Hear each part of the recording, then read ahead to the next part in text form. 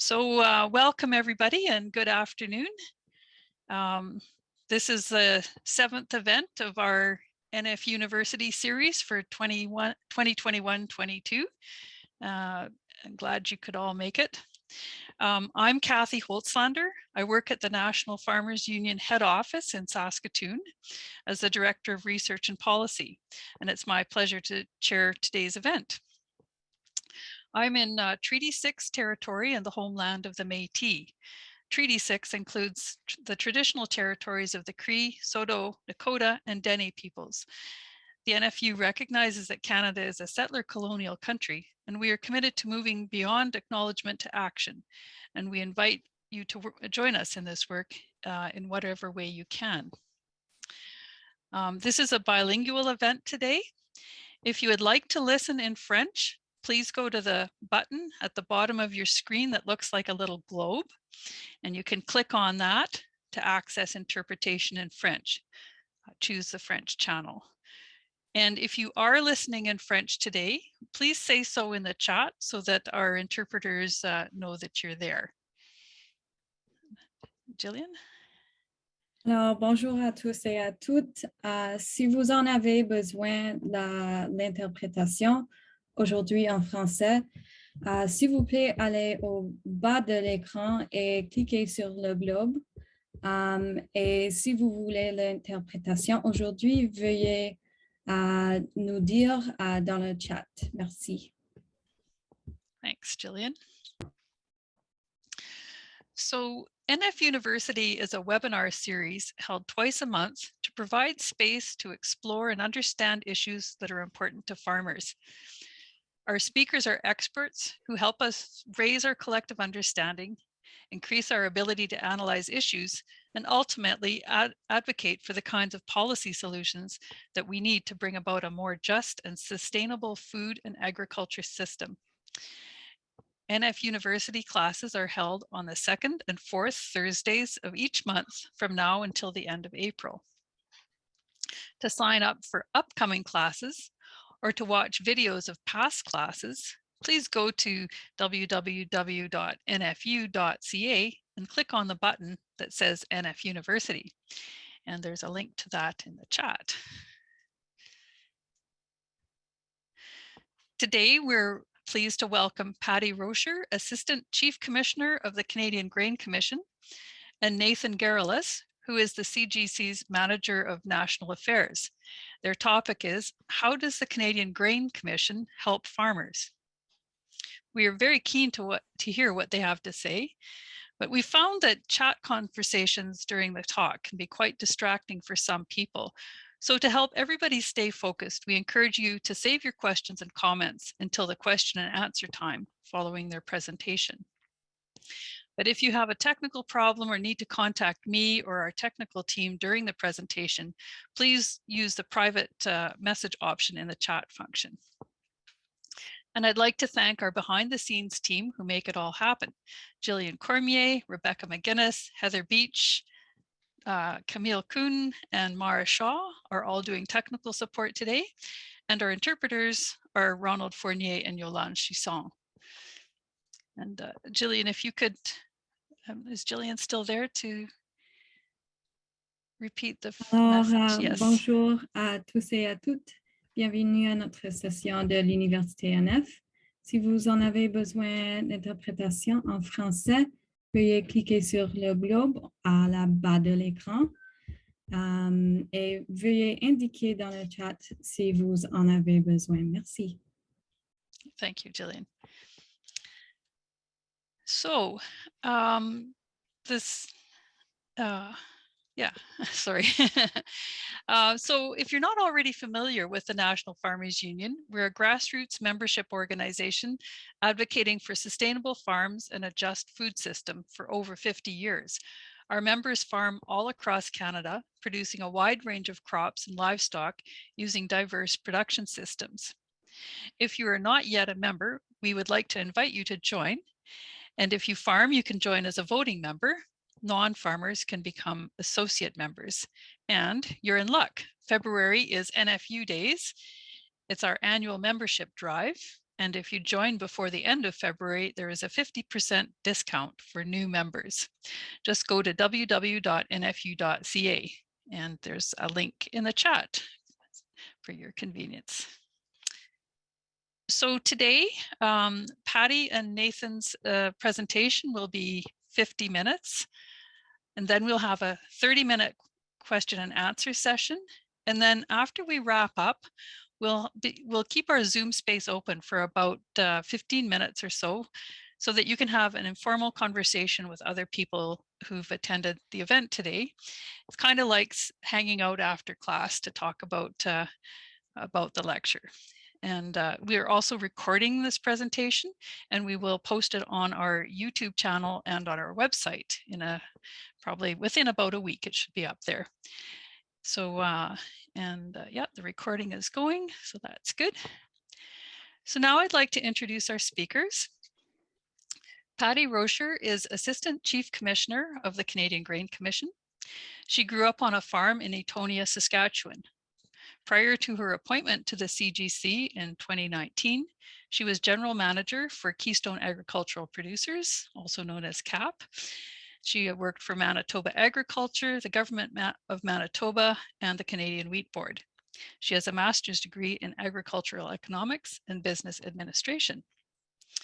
And Nathan Gerelus is Manager of National Affairs for the CGC, and he supports the Commission in its efforts to foster effective relationships with its stakeholders.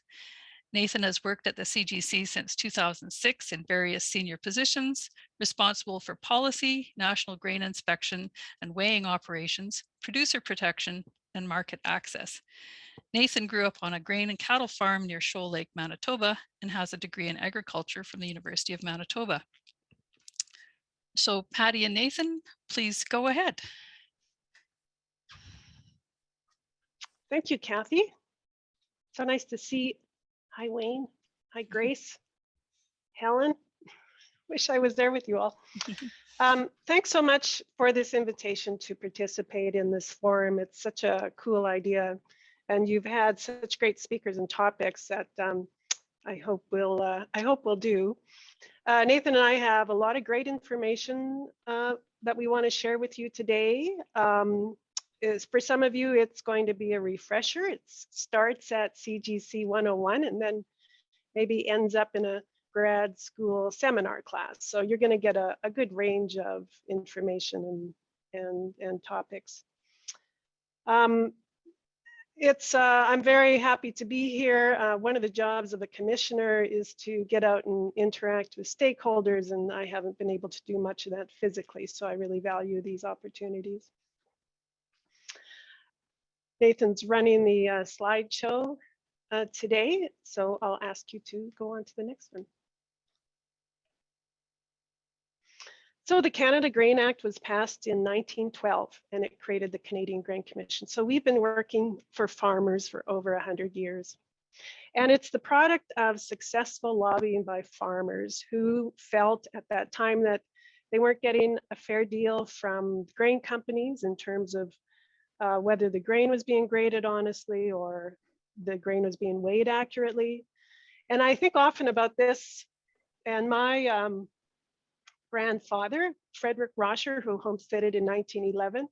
The land where he started was about 7 miles from LaPorte, Saskatchewan. So he would have been taking that probably wheat by wagon a good chunk of time to get there. And that's kind of the classic picture that we have of those early days where farmers had to go so far to sell their grain and were at the whim of the company at that point.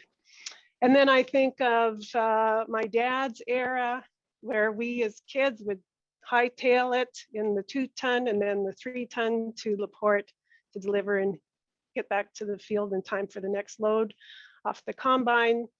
And now, so 2 of my brothers farm. I was out there not last summer because we didn't have much of a crop last summer, but the summer before.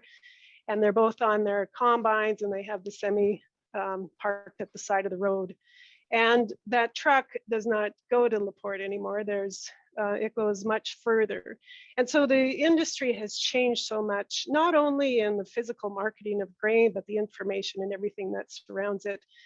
But the Grain Commission remains a valuable protector of farmers' interests. And we heard that loud and clear in the recent Canada Grain Act review submissions. So there's tremendous support for the CGC pillars, and we're gonna tell you what they are. So vision and mandate. First and foremost, in our minds, is that the Canadian Grain Commission works in the interest of grain producers. That's right in our act. And the CGC is a federal department. We're guided by the Canada Grain Act, and that really tells us what we have to do, what we can do, and what we can't do. And what we do is we establish and maintain standards of quality for Canadian grain. We regulate grain handling in Canada. And this is also in the Act, we ensure that grain is a dependable commodity for domestic and export markets. So the organization is, it's a commission, it's the Department of Agriculture, but it's a commission, and Doug Chorney, Lonnie McKagan and I are appointed by the minister for terms of up to 7 years. And then reporting to Doug, the Chief Commissioner, is our Executive Operating Officer and the heads of our finance and audit departments. Reporting to our COO or all the operational departments. The CGC has 457 employees right now, spread all over Canada. We are, of course, headquarters in Winnipeg. We have 3 service centers in Western Canada. We are located at all of the ports, sometimes permanently, sometimes we go where and when a vessel is loading. What's interesting about this, thinking for the last couple of years, is that we're dealing with all the public health orders that vary by province. We also have federal government direction.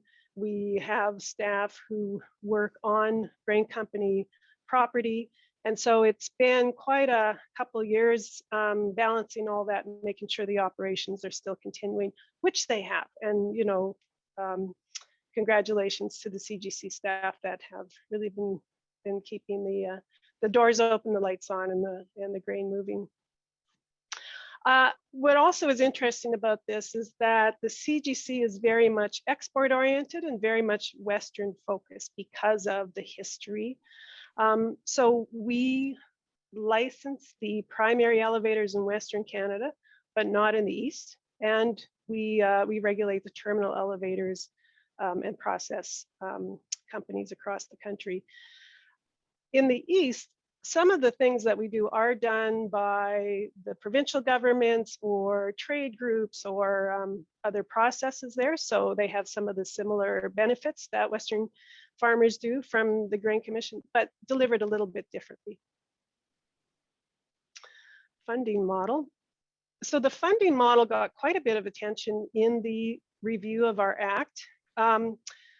Our operations are funded mostly through fees. So we have about 28 different fees, and we have charges for analytical services, but the bulk of the revenue, 90% comes from official inspection of ships, which is right now at $1 for a ton. So that's paid by the grain company upon invoice after we inspect the grain that's going on the vessels.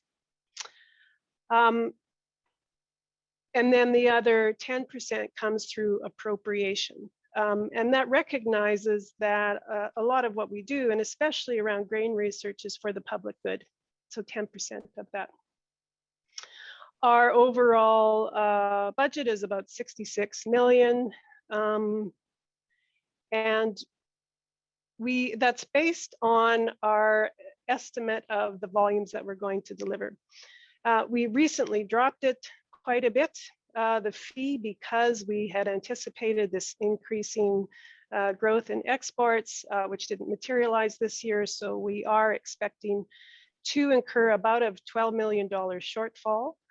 But the CGC operates with what's called a revolving fund. So that means that at the end of the year, we don't have to give our money back to the federal government. We're able to use it to continue operations. So we will be using some of that surplus to cover the shortfall. So one of the things that also came out in the review is there should be a higher proportion of our budget covered by appropriation, because not just grain research, but lots of things we do are for the public good and shouldn't be paid directly through the fee. So that's an ongoing discussion. So in terms of CGC programs, Nathan's going to talk about some of our work in a lot more detail. So I'm just going to kick it off at a very high level, that our work falls into 3 main program areas. The first is grain quality. And those activities are setting standards for grading, sampling, and weighing, performing the actual grain grading inspection and different analytical services, again, to ensure that dependable commodity. In grain research, that's where we produce the scientific evidence that supports our grain grading standards. Our grain research lab also does very important work to support plant breeders by evaluating the quality of new varieties. And they also research to just develop scientific procedures and technologies that are used in grain quality and safety testing. The Safeguards program that's where we're offering payment protection to farmers who deliver to CGC licensed facilities. We run all the licensing, which is a very important aspect of our regulatory role out of our Safeguards program. And we allocate producer cars for grain farmers and producer groups that want to ship their own grain. So with that, I'll turn it over to Nathan to get into some of the detail. Thank you, Patty, and thank you to Kathy and all of your colleagues at the NFU for inviting us. It's my pleasure to be here today. So in a bit more detail on some of the things that Patty was talking about, under that quality program falls the establishment and maintenance of the official grain grading guide. This is the list of specifications and tolerances for the 21 grains that are currently regulated under the Canadian Grain Commission. The official grain grading guide gets its authority through our act and regulations. It's all posted on our website. It's very, very commonly referred to on our website. It's used right across the Canadian grain system for purchases of grain between companies, from producers to companies, and and is part of the basis for export from Canadian companies around the world. Built right into our act is the requirement that the CGC maintains the official grain grading system on the advice and recommendations of the grain standards committees. We have a Western Standards Committee, an Eastern Standards Committee, and a series of subcommittees which provide technical advice and guidance to those main committees. The Commission then considers those recommendations, and on the basis of those recommendations will make changes from time to time on the tolerances within the official grain grading system. The premise of the official grain grading system is that what an inspector looks at and assesses in that sample will be an indication of the end use performance of that grain when it reaches its end use market. In terms of quality analysis, this is also part of the grain quality program and involves a coordination and collaboration between our industry services division, so our inspectors, and our grain research laboratory, of course. So speaking to that linkage between the inspection system, the grading system, and end use quality, we're looking for how the tolerances, the specifications will impact that end use quality. You can see examples here where the visual characteristics of wheat can make their way onto the end use quality characteristics in flour and in bread. And we generate that information on the basis of samples that we collect through our inspection services, which I'll be talking about in a few slides, as well as our harvest sample program, which I'll also be touching on.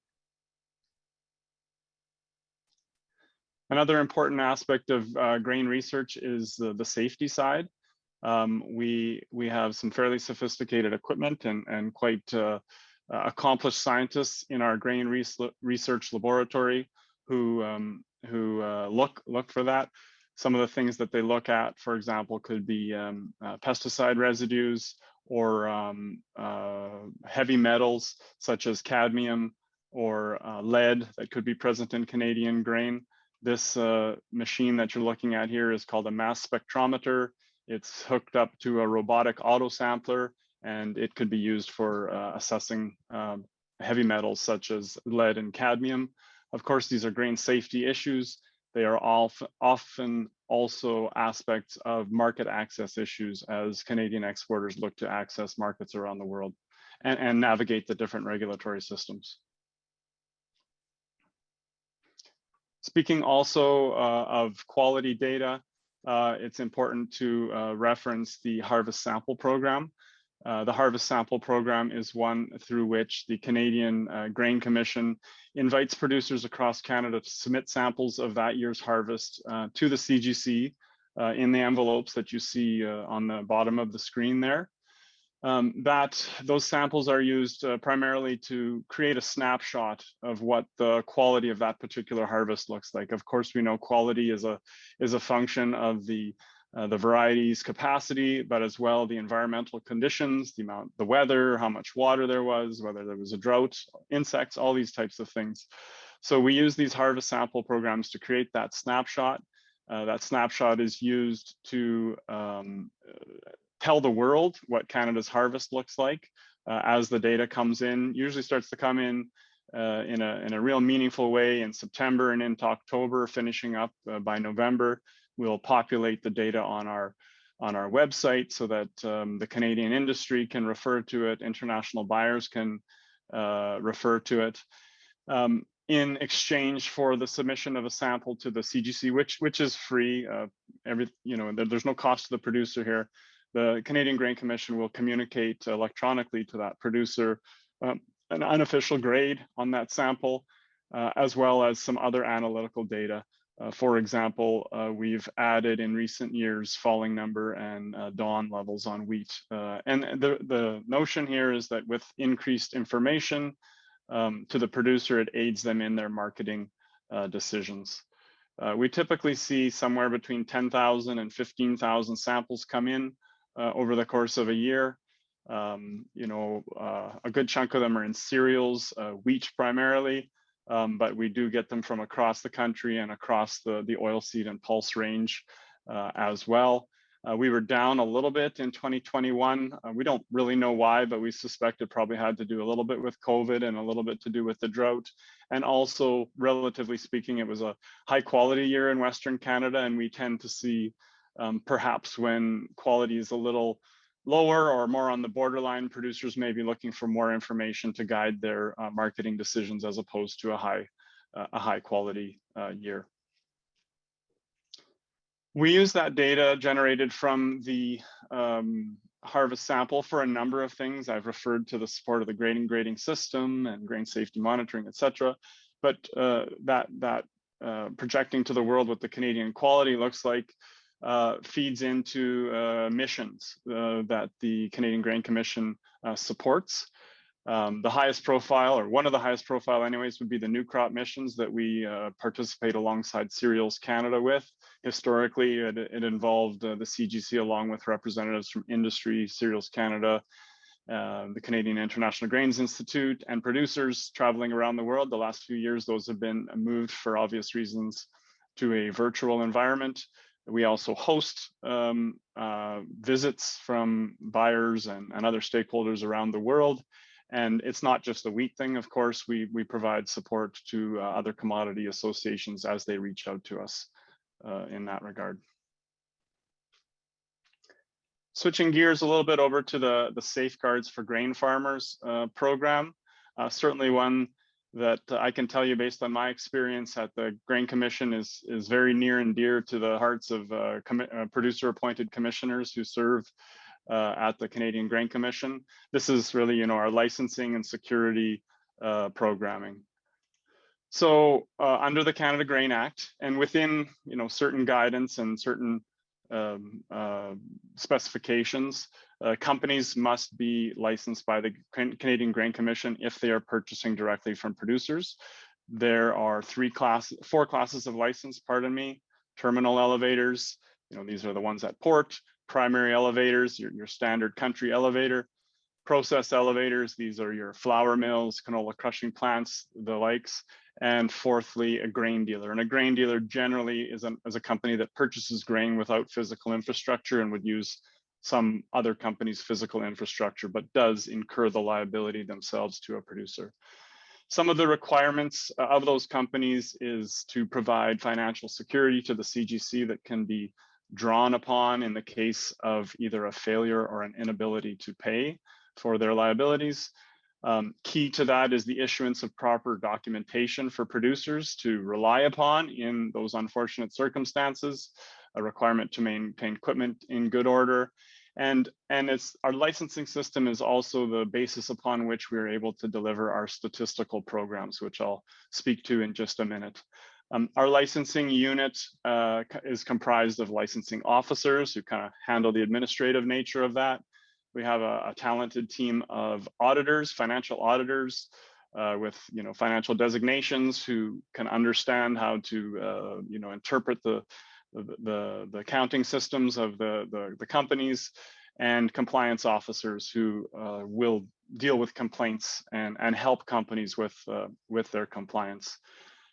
Some of those important documents that I'm talking about, I'm sure you'll have heard of a cash purchase ticket, or a primary elevator receipt, or a grain receipt. There are requirements spelled out for these in the Canadian grain regulations.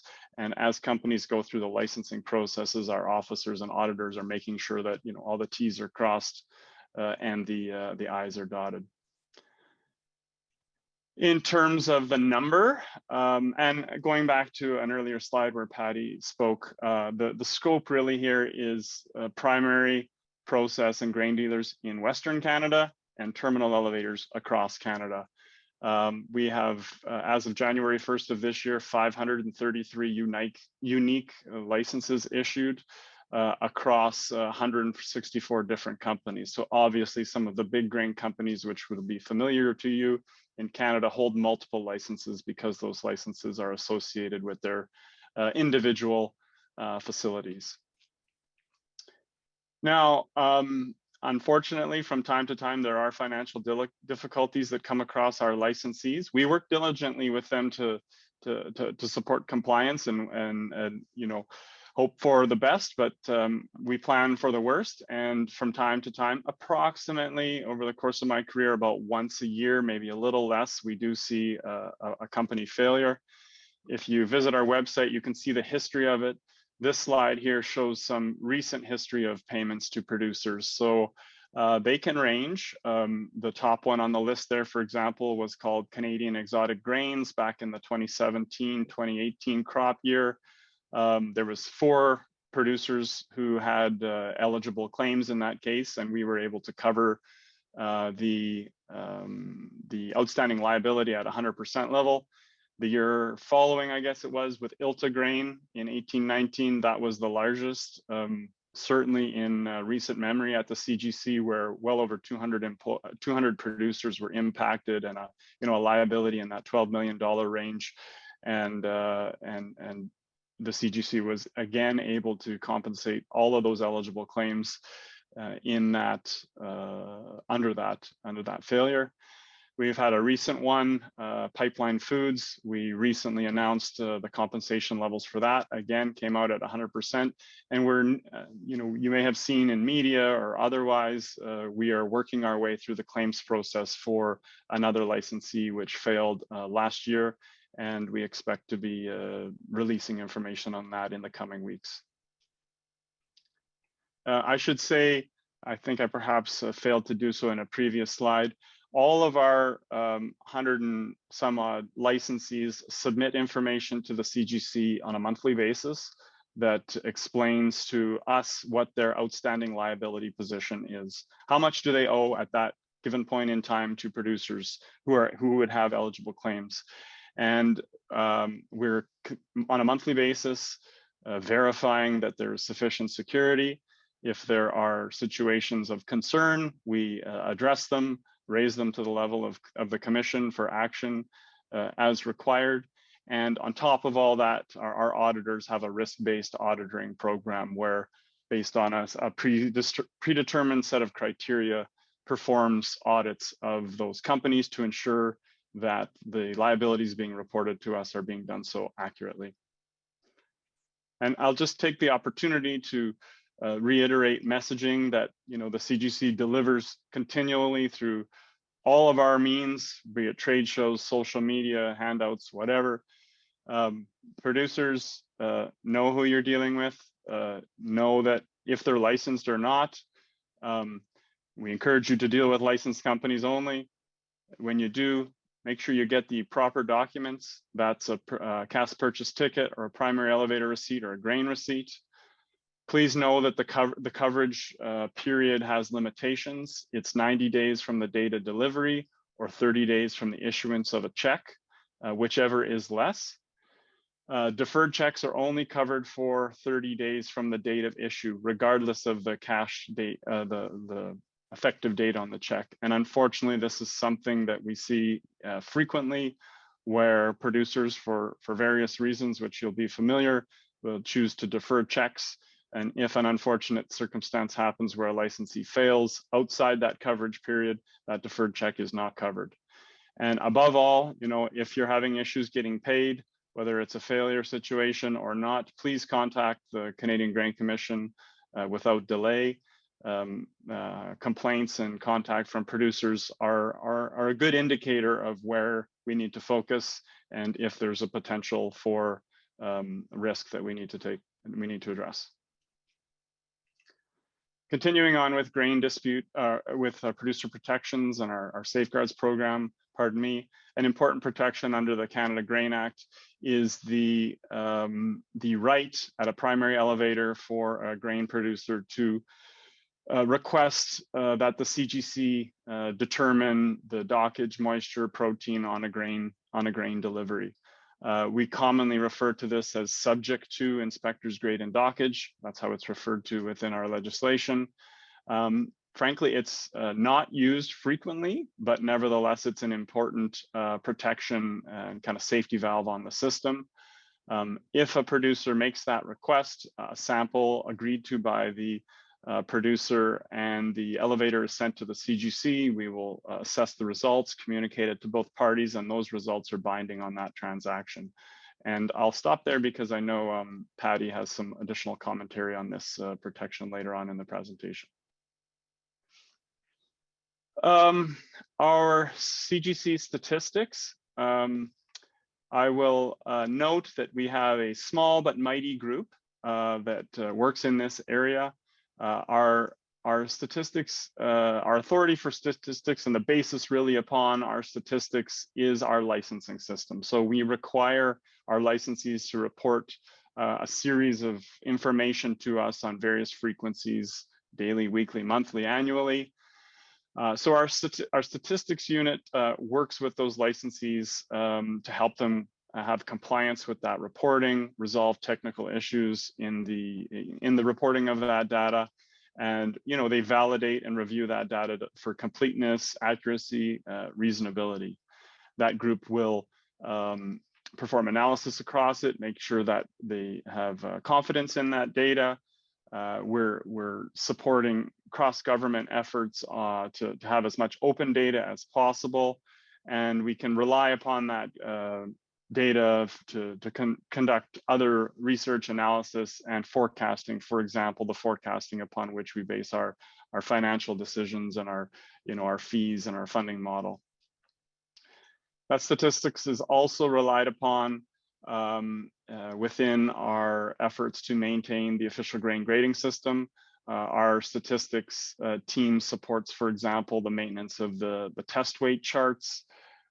We can rely on our statistical expertise when looking at potential suggestions for changes to the official grain grading guide made at the standards committees. For example, if this factor was changed by this amount, what impact would that have on grade distributions across the system?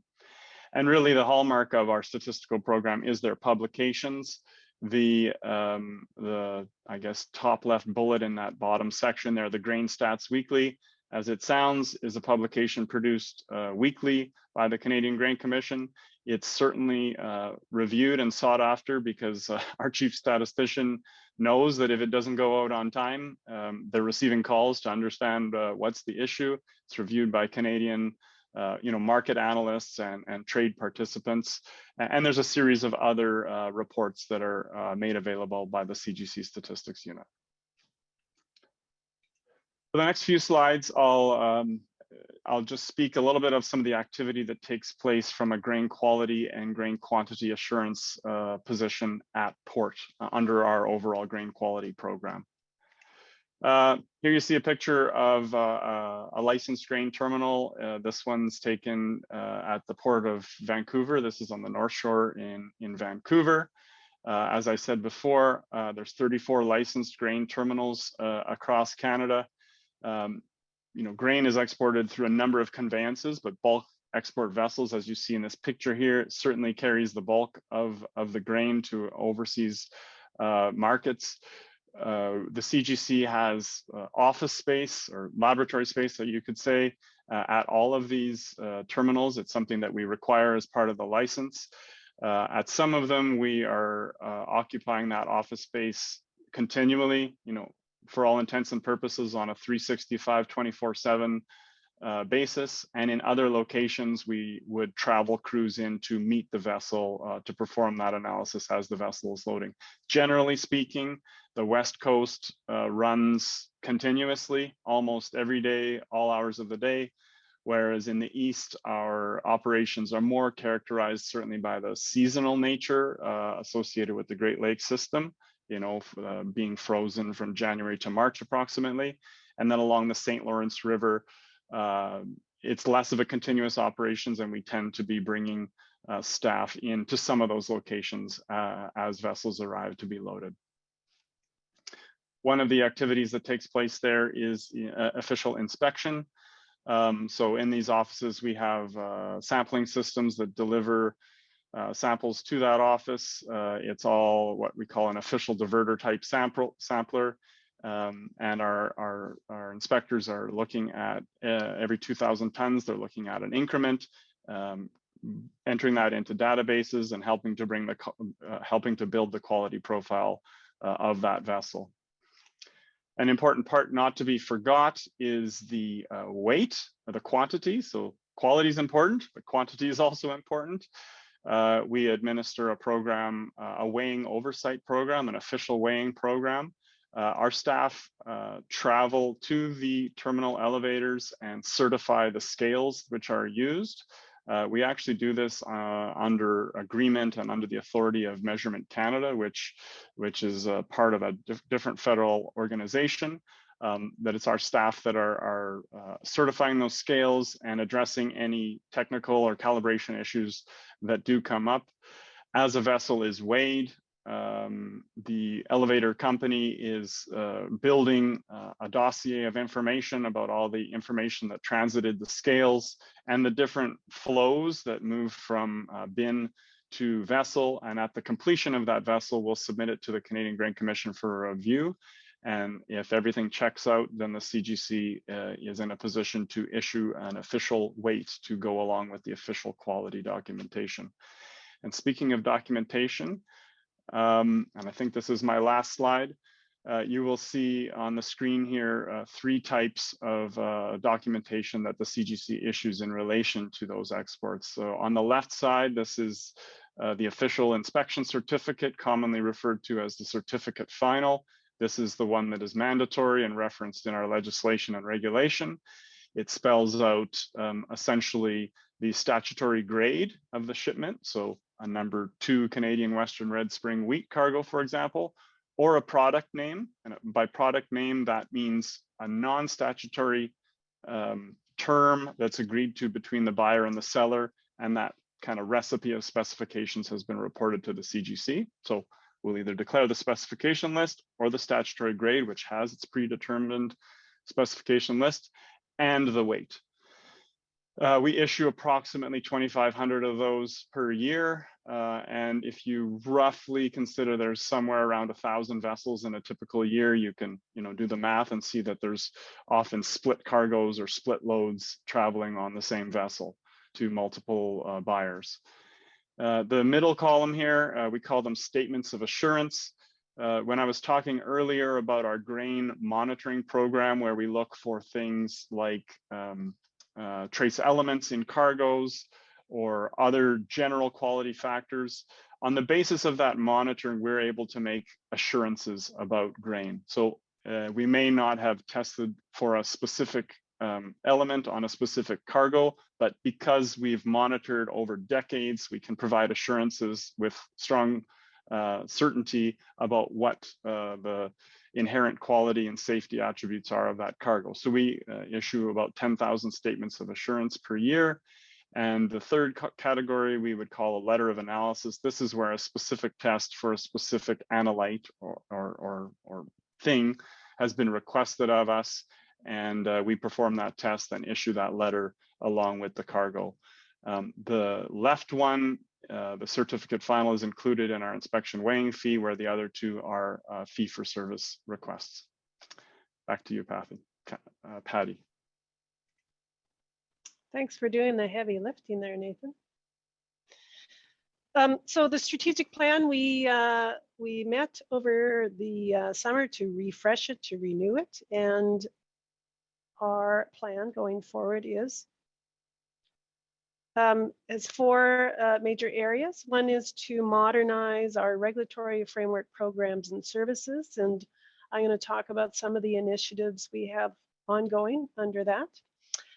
Secondly is to position the CGC as a global leader in grain science, and we have launched a science strategy consultation, which I'm also going to talk about in a bit.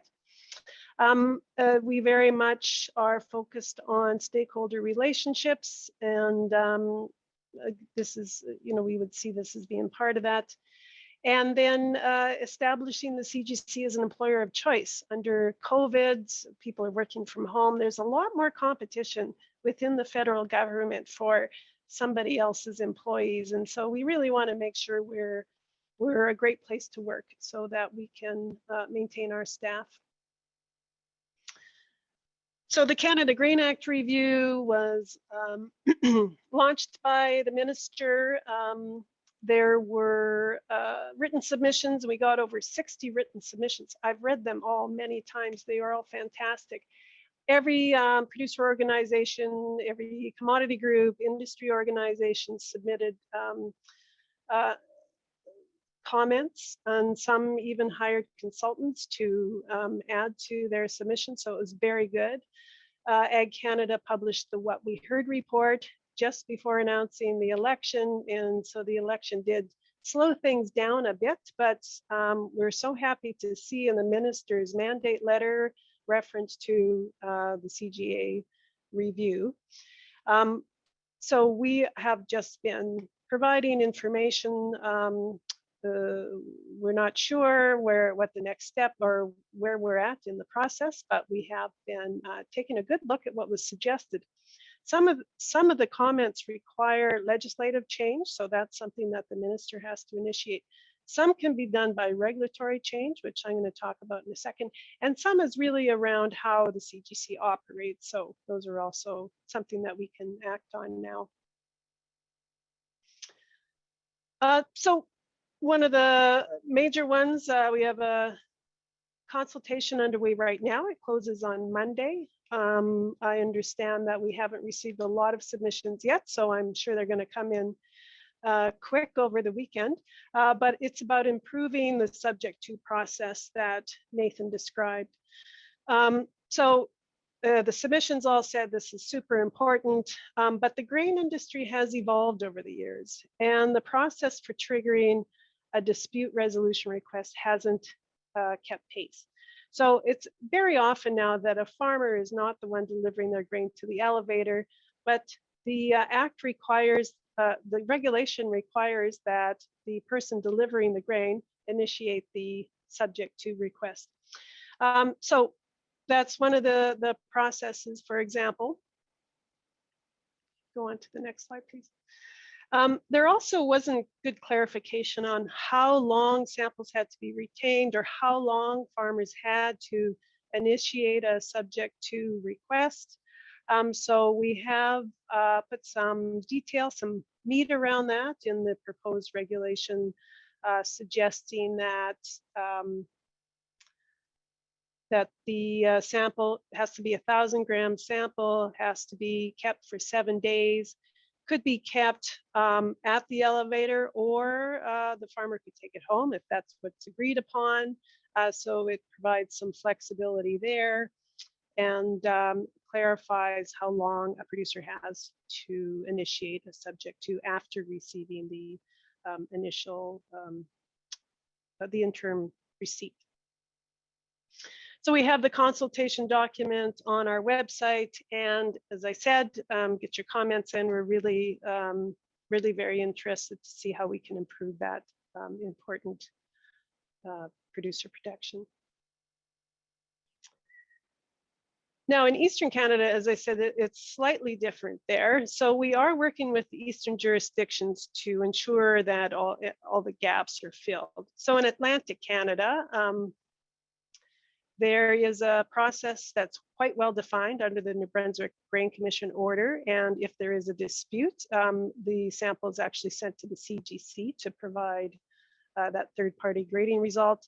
In Quebec, there's also a very clear process. We're not involved, but it is managed by the provincial government there. And Ontario has a bit of a blend right now by commodity of industry trade rules. And so we're working with them to kind of coordinate that.